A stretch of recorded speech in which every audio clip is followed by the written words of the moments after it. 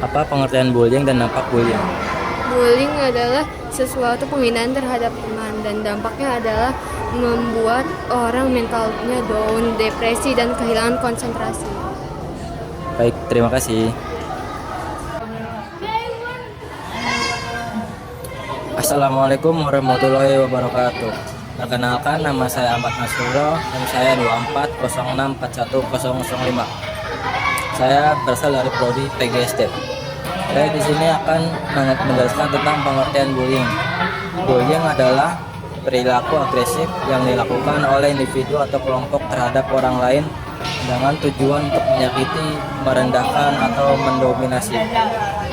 Masalah utama dari bullying adalah dampaknya yang sangat merugikan bagi korban, baik secara fisik, emosional, maupun psikologis. Bullying dapat terjadi dalam beberapa bentuk seperti kekerasan fisik, penghinaan verbal, pengucilan sosial, atau penyebaran rumor. Penyebab bullying dapat bervariasi, termasuk ketidakamanan diri, pengaruh lingkungan sosial yang negatif, atau perbedaan sosial seperti ras, jenis kelamin, atau orientasi seksual. Untuk mengatasi masalah ini, dibutuhkan upaya bersama dari sekolah, keluarga, masyarakat, dan pemerintah dalam menciptakan lingkungan yang aman, inklusif, dan saling menghargai. Yang kedua ada pengertian kekerasan seksual. Kekerasan seksual adalah tindakan yang melibatkan pemaksaan atau paksaan terhadap seseorang untuk melakukan atau mengalami aktivitas seksual tanpa persetujuan mereka. Masalah utama dari kekerasan seksual adalah dampak fisik, psikologis, dan emosional yang sangat merusak bagi korban. Tindak kekerasan seksual bisa mencakup pemerkosaan, pelecehan seksual, perundungan seksual, atau tindakan seksual lainnya yang tidak diinginkan baik dalam hubungan intim maupun di ruang publik. Dampak kekerasan seksual seringkali bersifat jangka panjang, seperti trauma emosional, depresi, kecemasan, gangguan stres, pasca trauma, dan penurunan rasa percaya diri.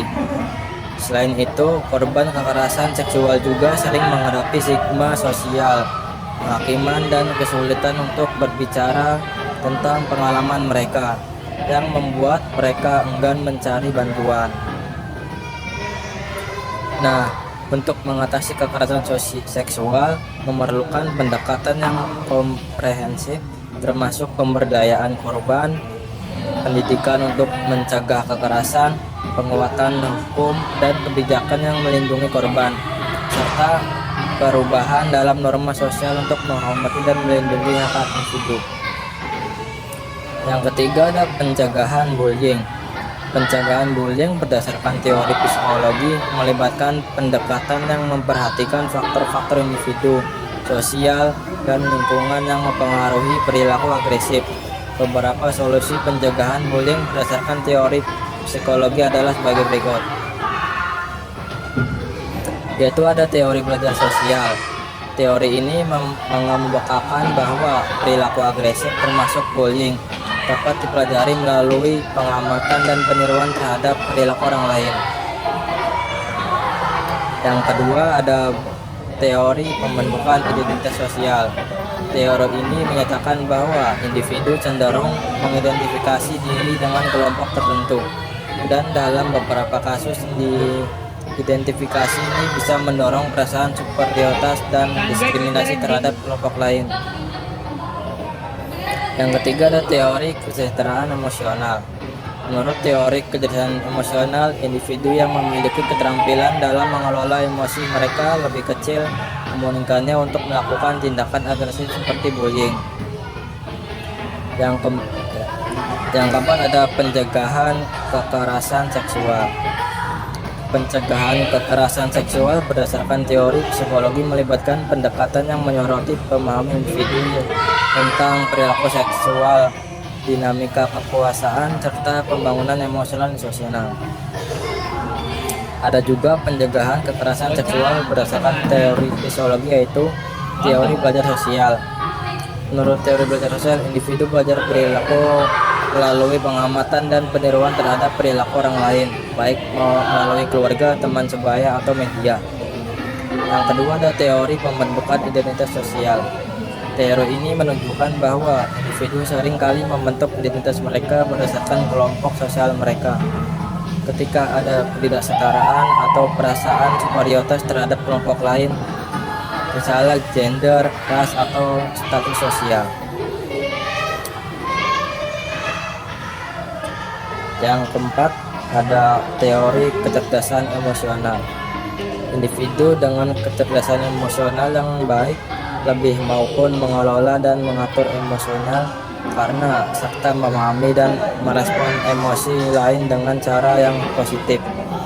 Kekerasan seksual seringkali terkait dengan kegagalan dalam mengelola impuls emosional dan kecenderungan untuk tidak mengerti perasaan atau kebutuhan orang lain. Nah, solusi teori kecerdasan emosional yaitu A. Mengembangkan kecerdasan emosional, mengajarkan keterampilan mengelola emosi seperti kesadaran diri, pengendalian diri, dan empati melalui pelatihan atau konseling.